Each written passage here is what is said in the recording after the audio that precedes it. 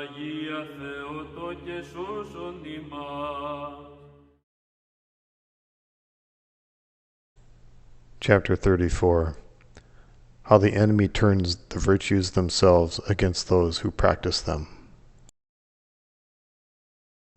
But let us suppose that you faithfully and steadfastly follow the path of virtue, neither turning to the right nor to the left. Do not imagine that the enemy will leave you alone.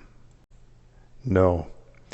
In the extract I quoted from St. John of the Ladder, you have already heard that when the enemy sees that all his attempts to lead you into evil have failed, he follows you stealthily and flatters you, suggesting that your life is wholly pleasing to God. This is his last temptation. Our response to his flattery is self-opinion, self-importance, and self-complacency, which give birth to vanity and pride. Vanity robs our doings of all value, even if they are good, and pride makes us abhorrent to God. So watch and repel all such flattery of the enemy, nor let it reach the heart, but repulse it from the first moment it touches the ears of your soul. To avoid falling into this evil which threatens you, always keep your mind collected in the heart, and be forever ready to repulse these arrows of the enemy. Standing there within, like a general on the battlefield, choose a place of advantage for battle. Fortify it thoroughly and never leave it, but make it your shelter from which to give battle. This place, its fortification and armament, is a profound and sincere realization of your nothingness, of the fact that you are poor, blind, naked, and rich only in weakness, faults and deeds that are blameworthy, foolish, vain, and sinful. Having taken up this position, never let your mind wander outside your fortress, and particularly refrain from going over your apparently fruitful fields and gardens, that is, your good deeds.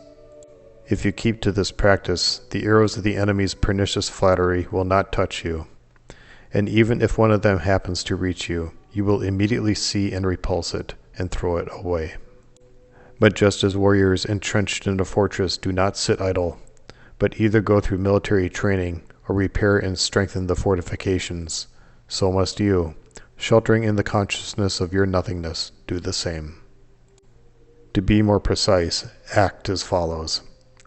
However firmly you hold your mind, it will continue to run away, and it is not surprising if in its wanderings it comes upon works of yours which look good. As soon as it comes upon them, the enemy will immediately seize it and afflict it with self-opinion, in such a way that, on returning home, it will willingly range itself on the side of the enemy and will try to drag you with it. As soon as you notice this, call your mind back to you and say to it, "Listen, mind, you keep on telling me that this is good and that this is not bad. Maybe so, but what's that to do with me? You were about to praise me. Very well, sing my praises. I am listening. But know that justice demands that you should praise me only for that which is my own in me and in my actions. But for those things that come from God and His grace, praise and thanks are due to their source. So let us examine what you and I have of our own and what belongs to God, and let us refer to God what comes from God, and keep what is our own. Then by what we still have, if we still have anything, let us determine our weight and value, and let us praise ourselves for it. So let us begin. Let us glance at the time before we existed. What were we then? Nothing. And we could do nothing for which the source of all life could reward us by granting us existence. Thus our existence is a spontaneous gift of God, a divine favor. This is the start, and through this we receive all the subsequent favors granted to us in His measureless mercy. So let us refer this to God. Then we began to live. How? We do not ourselves know. For many years you and I were not aware of our existence, yet we did exist. Then when we did become aware of it, we could do nothing to sustain our life. Other hands cared for us, not of themselves, but moved by the providence of the provider of all life and being. We were brought up, educated, put on our feet. There was nothing of our own in all this, so let us put that aside. Then we began to live on our own. What is there of our own? Take our vital energy and our means of existence. They are not ours. They are a gift from God. Direct knowledge of God is a gift of God. Consciousness is a gift of God. Thirst for heavenly life is a gift of God. These three constitute the spirit of our life, urging us heavenwards. You, my mind, are not mine. You were given me by God. Neither are the powers active within me, will, with its energy, mine. Nor does my feeling, the ability to enjoy life and all my surroundings belong to me. My body, with all its functions and requirements, which determine our physical well-being, is not mine either. All this was given by God, and I myself belong not to me, but to God. When He gave me being, God invested me with a calculated complexity of vital energies, and gave me consciousness and freedom.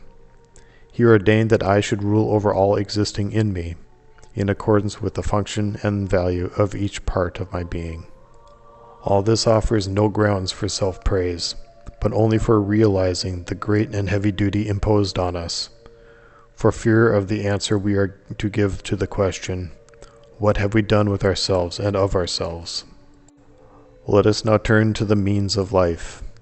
There is in us the life of the body, the life of the soul, and the life of the spirit.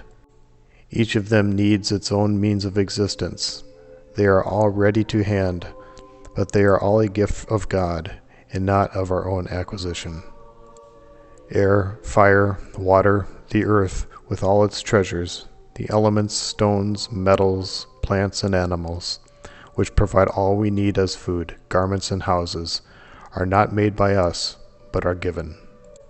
All the concepts we need about our surroundings, the forms of our daily life, of society and government, the arts and crafts, and the rules of action in all these domains, we find ready-made and need only to assimilate them, instead of bothering our heads to invent them. Each man coming into the world inherits them from his ancestors. And where did our ancestors get it all? God sends down men endowed with special gifts and special strength of will, and they make new discoveries and improve human life. But if you were to ask any of these inventors how he has arrived at one thing or another, he would answer, I do not know. It just came into my mind, developed, and took shape and matured. So it has been, and so it always will be to the end of the world. The means of livelihood for the soul are not ours, they are given. Even more is it so in our spiritual, moral, religious life. In the mind of our soul, God has placed knowledge of Himself, and in our conscience, knowledge of His will, endowing each alike with the hope of eternal bliss. This is the seed of life of the Spirit. It is sown in us and received by us at the moment when God breathes into us His divine spark of life. Each man, when born, brings this seed with him and in him. Later, the development of this seed is determined by the kind of people who surround him. What an indescribably great blessing it is to be born among people who lead a truly spiritual life. But look around you. We possess knowledge of the one true God, worshipped as the Trinity. We confess the Son of God, who assumed flesh for our sake and provided all things for our salvation. And we believe in the Holy Spirit, whose grace animates us and who is active in building spiritual life in us. We are planted in the Church of God and receive in it all that is needful for preserving and raising up our spiritual life. And we are inspired by the expectation of the resurrection of the dead and the life of the world to come. All this we have in the most pure and unadulterated form, and none of it is our own. It is a gift of God. So you see how rich are the means which surround you for leading a life which should be natural to you in all its fullness. Not one of them is the fruit of your own efforts. All is given you. You are called to the banquet of life already prepared. If you and I can boast of anything in this respect, it is perhaps only of how we have used it all. To possess all this in full force represents our wedding garment. Should we glory in it? Should we not rather be afraid lest the bountiful host of the banquet should come and say to us, "See what a banquet it is, but what of your garment?" Now let us look more closely at this garment. The garment of the soul is chiefly composed of the moral and religious dispositions and feelings rooted in it, rather than of actions alone. But since they are hidden, they are but rarely the occasion of vanity and pride. Actions, however, are visible, and so jump to the eye, and as it were involuntarily provoke in the doer a feeling of self-importance and self-approbation. And their outer effect is to move the witness of a man's deeds to praise, which makes this feeling of self-importance and trumpeting still deeper and more firmly rooted. So let us examine our actions to see whether they contain anything we can incontestably boast about. Let us remember that we can boast only of something which is a direct result of our own will and is done by us independently of anything else. But look at how our actions proceed. How do they begin? Certain circumstances come together and lead to one action or another, or a thought comes to our mind to do something, and we do it. But the concurrence of circumstances does not come from us, nor, obviously, is the thought to do something our own. Somebody suggests it.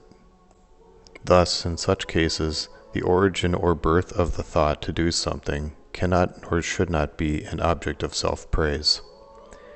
Yet how many of our actions are of this kind? If we examine them conscientiously, we shall find that they almost all start in this way, so we have nothing to boast of. If we can praise ourselves for anything, it is for doing something we need not have done.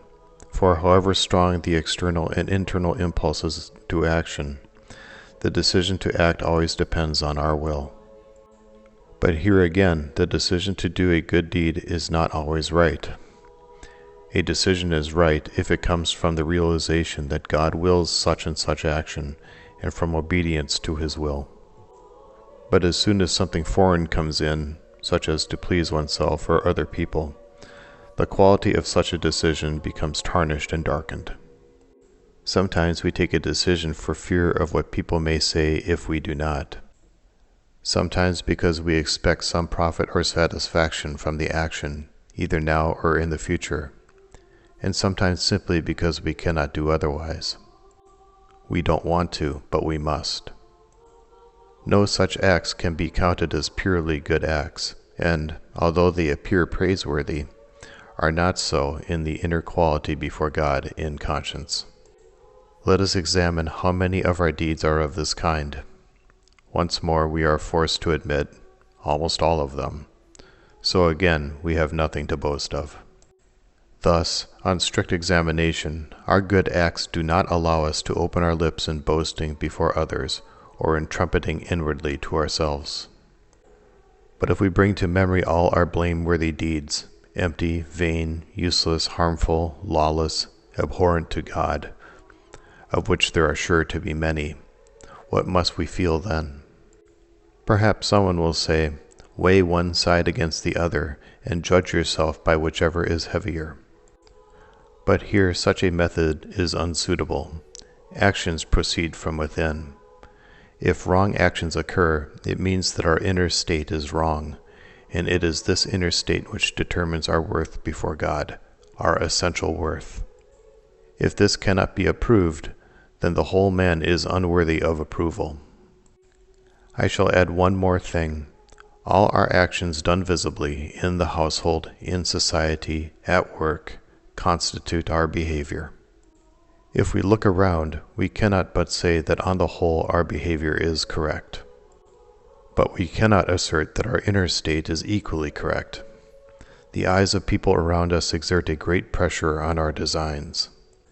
These witnesses force us not to give expression to the evil which arises in the heart. We refrain from evil, and our behavior appears correct. Were it not for them, our behavior would look quite different. and it often becomes such as long as we are sure that no other eyes can see us. It happens with some people that as soon as their outer conditions change and they can live more freely, all that previously was concealed, for fear of being seen by others, bursts out, and a formerly well-behaved man becomes a drunkard, a debauchee, or even a robber. All these bad impulses were not born at this moment. They existed before, but were denied expression, whereas now they are given free rein and so become manifest. But even if all this was merely inside, then the whole man was such, a drunkard, a debauchee, a robber, although outwardly he seemed different. Look carefully, maybe you too belong to this category. If it is so, to however small a degree, you have no right to boast or accept praise. To conclude, if, following all the indications set out above, you begin to make a frequent survey of your life, then, when the enemy begins to blow your trumpet into your ears, saying how good you are, this trumpeting will not find response within you by engendering self-esteem or self-approval, but on the contrary, will be repulsed on every occasion by the most humble and disparaging thoughts and feelings about yourself.